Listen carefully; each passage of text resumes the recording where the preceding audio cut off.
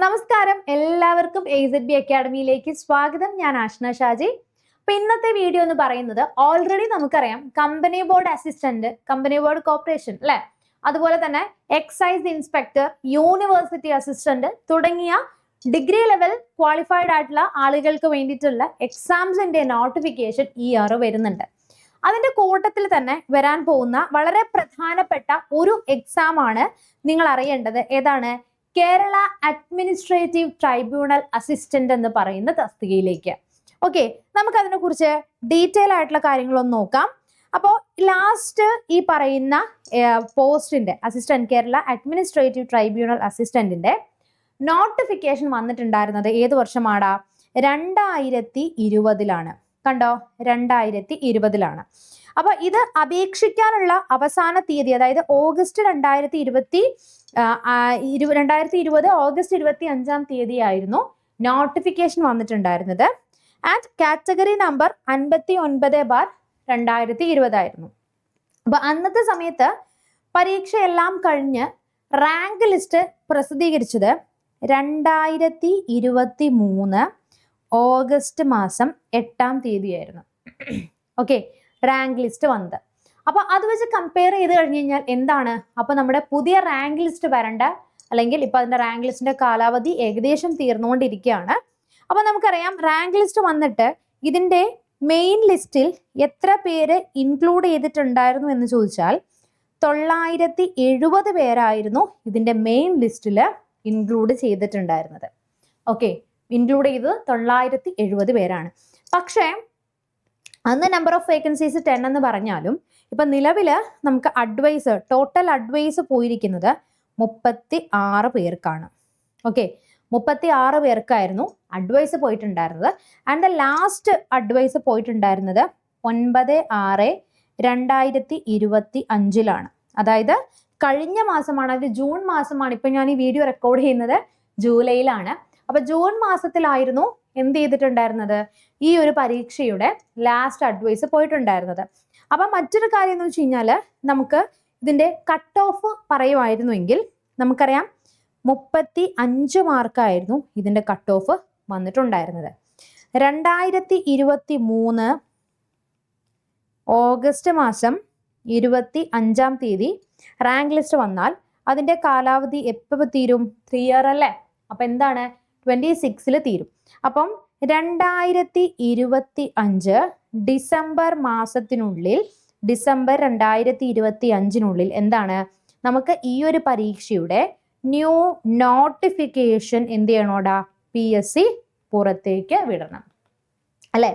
അപ്പൊ ഇതിന്റെ പുറത്തേക്ക് വിട്ടാലാണ് നമുക്ക് ആ ഒരു എക്സാം കഴിഞ്ഞ് എന്തുണ്ട്, ഇതിനൊരു പ്രിലിംസ് എന്തായാലും ഉണ്ടാകും. അപ്പൊ നമുക്ക് ഇനി വരാൻ പോകുന്ന പ്രിലിംസ് എക്സാം എന്ന് പറഞ്ഞു കഴിഞ്ഞാൽ ഡിഗ്രിക്ക് ഈ പറഞ്ഞ പോലെ യൂണിവേഴ്സിറ്റി അസിസ്റ്റന്റ് ഉണ്ടാകും, അതുപോലെ നമ്മളുടെ ഏതാണ് ഈ കേരള അഡ്മിനിസ്ട്രേറ്റീവ് ട്രൈബ്യൂണൽ അസിസ്റ്റന്റിന്റെ ഉണ്ടാവും, കമ്പനി ബോർഡിന്റെ ഉണ്ടാവും, എല്ലാം കൂടെ ചെയ്തിട്ട് SBCയുടെ ഓൾറെഡി വിളിച്ചിട്ടുണ്ട്. അപ്പൊ അതിന്റെ എക്സാം കലണ്ടറിൽ പറഞ്ഞിട്ടില്ലെങ്കിൽ പോലും നമുക്കിതെല്ലാം ഒരുമിച്ചിട്ടായിരിക്കും എന്ത് ചെയ്യാൻ പോകുന്നത്? എക്സാം വരുന്നത്. അപ്പൊ പലതിന്റെയും 2026 ആവുമ്പം റാങ്ക് ലിസ്റ്റ് പുതിയത് വരണം. ഓക്കെ, അപ്പൊ അതുകൊണ്ട് തന്നെ ഈ ഒരു പരീക്ഷ നമുക്ക് അടുത്ത് തന്നെ എന്ത് ചെയ്യാം? നോട്ടിഫിക്കേഷൻ എക്സ്പെക്ട് ചെയ്യാം.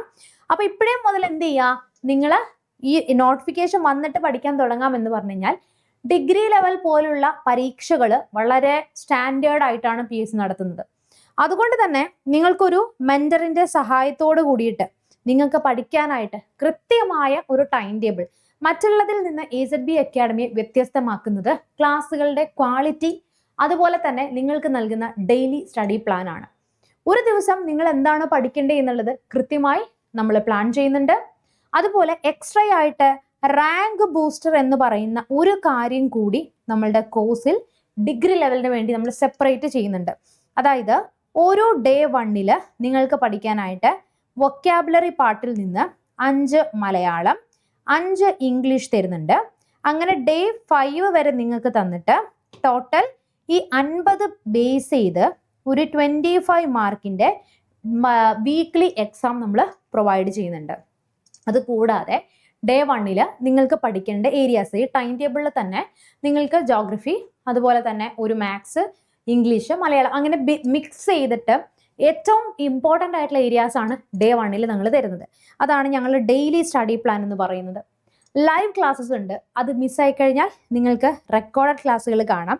ദിവസവും നമ്മൾ ഡെയിലി മോക്ക് ടെസ്റ്റ് കൊടുക്കുന്നുണ്ട്. നമ്മൾ വെറുതെ പറയുന്നില്ല. നിങ്ങൾ ജസ്റ്റ് നമ്മുടെ ആപ്പിൽ ഒന്ന് കയറി ഈ കോഴ്സ് ഒന്ന് ഓപ്പൺ ആയി കഴിഞ്ഞാൽ നിങ്ങൾക്ക് നമ്മുടെ സ്റ്റഡി പ്ലാനും ഡെയിലി എക്സാമും കാര്യങ്ങളൊക്കെ നിങ്ങൾക്ക് കാണാൻ പറ്റും. അതുപോലെ തന്നെ സ്പെഷ്യലി നിങ്ങൾക്ക് ഡെയിലി റാങ്ക് കൂടാതെ, അതായത് റാങ്ക് ബൂസ്റ്ററിൻ്റെ കൂടാതെ കറണ്ട് അഫയേഴ്സ് സെഷൻസ് നമ്മൾ കൊടുക്കുന്നുണ്ട്. നിങ്ങൾക്ക് മെന്റർഷിപ്പിന്റെ സപ്പോർട്ട് ഉണ്ടാവുന്നുണ്ട്. അതുപോലെ ഏറ്റവും ഹൈലൈറ്റ് ആയിട്ട് നമ്മൾ കാണിക്കുന്ന ഒരു കാര്യമാണ് എക്സാം അടുക്കുന്ന സമയത്തുള്ള നിങ്ങൾക്ക് കമ്പൈൻ സ്റ്റഡി മെത്തേഡ്. അതിൻ്റെ കൂടെ തന്നെ മാക്സിമം നമ്മൾ പോർഷൻസ് കംപ്ലീറ്റ് ചെയ്തിട്ട് ഒരു 6 മാസത്തിനുള്ളിൽ നിങ്ങൾക്ക് ഞങ്ങളുടെ കൂടെ ജോയിൻ ചെയ്ത് കഴിഞ്ഞാൽ സിലബസ് ഫുൾ കംപ്ലീറ്റ് ചെയ്യാം. പിന്നെ നിങ്ങൾക്ക് മാക്സിമം റിവിഷൻസിലേക്ക് പോകാം. PYQs, MCQs ഇങ്ങനെയാണ് നമ്മൾ കൃത്യമായിട്ടൊരു പരീക്ഷയ്ക്ക് പഠിക്കേണ്ടത്. അപ്പോൾ നിങ്ങൾക്ക് ഈ ഒരു കോഴ്സിൽ ജോയിൻ ചെയ്യാൻ താല്പര്യമുണ്ടെങ്കിൽ ഈ നമ്പറിലൊന്ന് കോൺടാക്ട് ചെയ്യുക. അല്ലെങ്കിൽ നിങ്ങൾക്ക് എന്ത് ചെയ്താൽ മതി, ഡയറക്റ്റ് നമ്മുടെ ആപ്പ് ഒന്ന് ഡൗൺലോഡ് ചെയ്തിട്ട് ഈ കോഴ്സ് നിങ്ങൾക്ക് ഡയറക്റ്റ് പോയി പർച്ചേസ് ചെയ്യാം. പർച്ചേസ് ചെയ്തവർ പ്രത്യേകം ശ്രദ്ധിക്കണം, നിങ്ങൾ ഈ നമ്പറിലേക്ക് നിങ്ങൾ പർച്ചേസ് ചെയ്ത ഡീറ്റെയിൽസ് ഇട്ടാൽ മാത്രമേ നമ്മൾക്ക് മെന്ററിന് എന്ത് ചെയ്യാൻ പറ്റുള്ളൂ, നിങ്ങൾക്ക് അലോട്ട് ചെയ്ത് തരാനായിട്ട് പറ്റുകയുള്ളൂ. അപ്പോൾ ഈ ഒരു വീഡിയോ നിങ്ങൾക്ക് യൂസ്ഫുൾ ആയി എന്ന് വിശ്വസിക്കുന്നു. എന്തെങ്കിലും സംശയങ്ങൾ ഉണ്ടെങ്കിൽ കമന്റ് ബോക്സിൽ കമന്റ് ചെയ്യുക. നമുക്ക് നെക്സ്റ്റ് ഒരു വീഡിയോയിൽ വീണ്ടും കാണാം. Children, bye and thank U.